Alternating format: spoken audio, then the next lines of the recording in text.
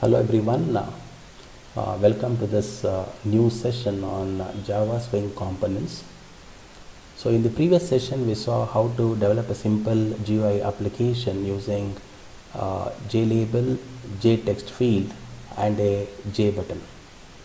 In today's session we are going to talk about some more Java Swing components like JTable, JScrollPane and a JCombo box. Now first we shall see what a JTable is. Now JTable is a Swing component which is used to display the data in a tabular form. So if you have the data in the tabular form which consists of rows and columns, so you can display it using a JTable. It looks very simple to a grid. It is composed of rows and columns. In order to do that, you have two constructors. That is, in order to construct a JTable, you have two constructors. One is called as a JTable, which creates a table with the empty cells. Another constructor called as JTable with some parameters which consist of an array of 2-dimension and a single dimension array. So let's see how to make use of these constructors. Probably we'll be discussing about the second constructor when we take an example. Now before that, I'll just give you an output of how this JTable is going to look like. Now this is a simple JTable what you are seeing there on the screen. So this JTable is within a frame and you have a frame title called as a table demo. So you can see that this table has got 3 columns, roll number, name and total, and there are 3 rows. So this is an simple example of an JTable. Now let's go and see how to create this JTable in a program and then finally see how to execute that program in Eclipse. Now this is a simple program which illustrates how to create a JTable using swings. So you're importing javax.swing package and you are creating a class called table demo, and within the class you are creating a variable of a JFrame class. Now there is a constructor called table demo where you are creating an JFrame object called as f and you are passing table demo as its parameter. So that means that the frame title would be called as table demo. Now you have a 2-dimensional array called data which is of the type string, and this 2-dimensional array will be of the size 3 cross 3. That means there will be 3 rows and 3 columns. So you can see that the first row will have the values 101 Anil and 520, and the second row will have the values 102 Chandra and 480, and you have the third row values as well. Now you create another array which is of a single dimension array where you are going to give the column names as roll number, name and total. Now what you are going to do here is you are going to create an instance of a JTable class called as JT, and you are going to pass these 2 arrays. That is, one is a data array which is of the 2 dimension, and the second one is the column array which is of the single dimension.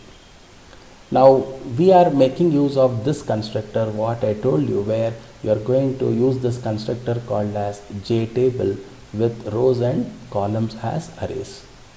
Now once you are done with that, you are going to set the boundaries of the JTable by specifying the XY coordinates and the width and height. Now one thing you have to understand here is if the number of records are more, or if the number of rows are more, all the rows may not fit into the JTable. So probably you may have to have a scroll bar in order to scroll through all the rows. So for that, what I do, I create an object called as sp of a scroll pen, and I am going to pass this table object to that particular scroll pen. That means what you are trying to do is you are trying to add the scroll pane to the table object, which is nothing but the JTable. Then you are adding the scroll pane to the frame, you are setting the size of the frame, and you are setting the visibility of the frame to true. Now in the main method, you are going to create an instance of a table demo, which means you know that when an instance is created, the constructor is called and this constructor will be executed and you see the table as the output. Now I have only given you here the array which has got only 3 rows. So but when I take you to Eclipse, I will have more rows there. So let us go to Eclipse and see how this program is working. So here you go. Now this is the program to create an JTable. So you can now see that the number of rows have increased. Okay, so I have given more number of rows here, and when I execute this particular program, you see what output I am going to get. So you are getting the roll number, name and total. So these are actually coming from an array called column, and you can see that there is a scroll bar which has been added. That is because if I have to scroll between the records. Now you can edit these records. For example, I can change the total of this student Anil. I can edit this. I can also edit this. So this is an simple example of an JTable in Java using Sphinx. Okay, now we'll move on to the another component called as a JCombo box. So what is a JCombo box? It's a Swing component which is used to display choices. And there are multiple constructors involved for creating a JCombo box. So you have a JCombo box which will create a default data model. You have a JCombo box which will accept few arguments like an array of items, and you have a JCombo box with vector arguments as well. So now this is how a JCombo box looks like. So what you see on the left hand side, the simple example of a JCombo box.